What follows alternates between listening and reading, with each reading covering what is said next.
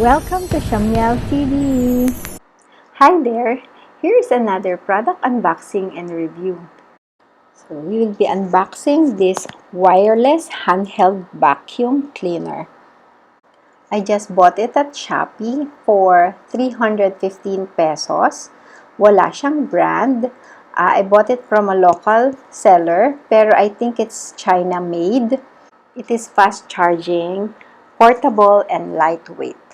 Its 120 watts motor provides a powerful suction of up to 6,000 kPa, which can easily absorb hair, food residues, particles, and hidden debris smaller than 0.1 microns, such as in sofas and cushions.